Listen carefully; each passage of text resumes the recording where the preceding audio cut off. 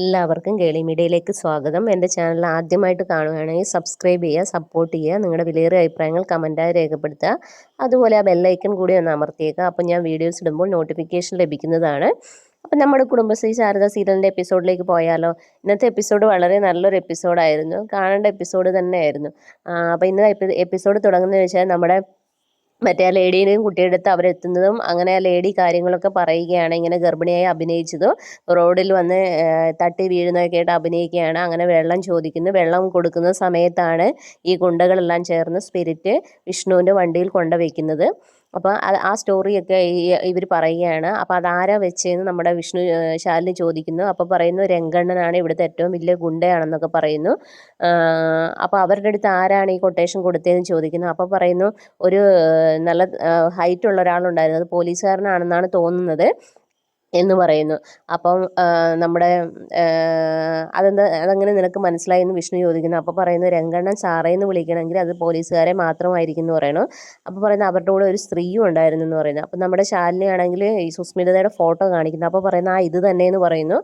എന്നാൽ നമുക്ക് രംഗണ്ണൻ്റെ അടുത്തേക്ക് പോകാമെന്ന് പറയുന്നു. അങ്ങനെ ഇവളെയും കൊണ്ട് രംഗണ്ണൻ്റെ അങ്ങോട്ടേക്ക് ചെല്ലുകയാണ്. ആദ്യം ഇവളും ശാലിനി അവരുടെ അടുത്ത് അവരിങ്ങനെ ചീട്ട് കളിച്ചുകൊണ്ടിരിക്കുകയാണ്. അങ്ങനെ ചെല്ലുകയാണ്. അപ്പം രംഗണ്ണൻ ഇങ്ങനെ പറയുന്നത് എന്തോ കൊട്ടേഷനുമായിട്ട് വരുന്നുണ്ടല്ലോ, നോക്കാമെന്ന് പറയുന്നു.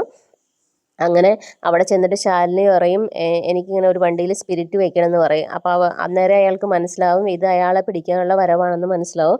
എന്നാൽ നീ ഇവിടുന്ന് പോയത് തന്നെയെന്ന് പറയും. അപ്പോൾ പറയും ഞാൻ വന്നതല്ലേ, എനിക്ക് എന്തായാലും പോയാലേ പറ്റുള്ളൂ എന്ന് ശാലിനി പറയുന്നു. അപ്പോഴത്തേനും വിഷ്ണുവും കമലനും വരികയാണ്. പിന്നെ ഒരു അടി തന്നെയായിരുന്നു, നമ്മുടെ സിനിമ സ്റ്റൈൽ ലുക്കൊക്കെ ആയിരുന്നു അടി.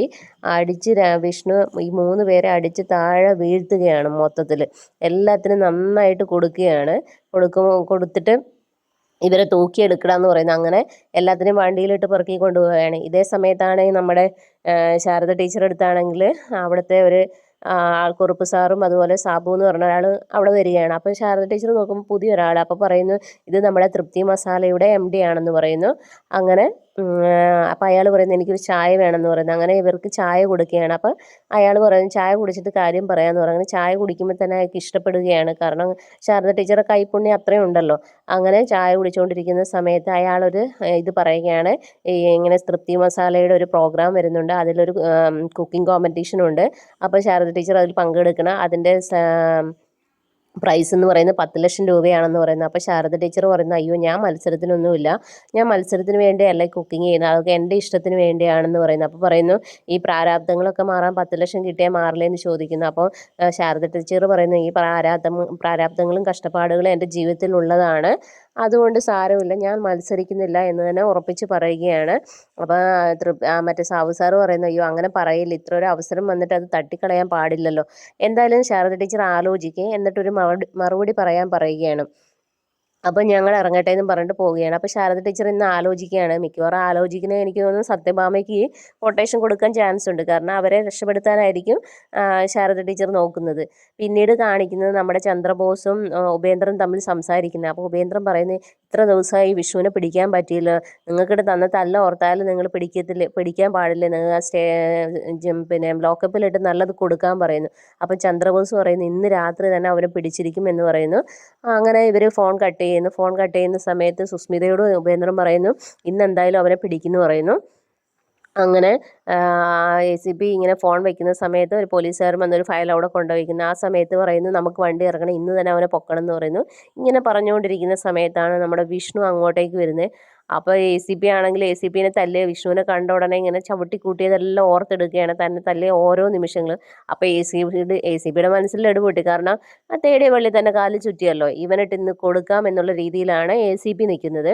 അങ്ങനെയാണ് ഇന്നത്തെ എപ്പിസോഡ് അവസാനിക്കുന്നത്. നാളത്തെ എപ്പിസോഡിലാണെങ്കിൽ ACP ഇങ്ങനെ വിഷ്ണുവിനെതിരെ നല്ലത് പറയുമ്പോഴത്തേനും ശാലിനി കടന്നു വരുന്നു. അപ്പോൾ ശാലിനിയോടും പൊട്ടിത്തെറിക്കുന്നു. പിന്നീട് അതിൻ്റെ പ്രൊമോ വീഡിയോ ഞാൻ മുമ്പ് ഇട്ടിട്ടുണ്ടായിരുന്നു. പിന്നീട് നമ്മുടെ കമ്മീഷണർ വരുന്നു. കമ്മീഷണർ വന്ന് നമ്മുടെ ACPനെ നന്നായിട്ട് പൊളിച്ചെടുക്കുന്നുണ്ട്. അങ്ങനത്തെ സീനൊക്കെ നാളത്തെ എപ്പിസോഡിനാണുള്ളത്. അതിനുശേഷം നമ്മുടെ ഈ ശ്യാമയും കുഞ്ഞും ആണെങ്കിൽ കിടന്നുറങ്ങുന്ന സമയത്ത് അവർക്ക് വെള്ളം കൊടുക്കുന്നില്ല, ഭക്ഷണം കൊടുക്കുന്നില്ല. അപ്പോൾ ഈ ശ്യാമയാണെങ്കിൽ ഡോറിലൊക്കെ വന്ന് തട്ടുകയാണ് എങ്ങനെയും അവരെ ഇറക്കാൻ വേണ്ടിയിട്ട്. പക്ഷേ ഈ രോഹിത്താണ് ഡോറൊന്നും തുറക്കുന്നില്ല. അപ്പോൾ അവർ പറയുന്നുണ്ട് ഞാൻ മരിച്ചു പോകും എന്നൊക്കെ പറയുന്നു.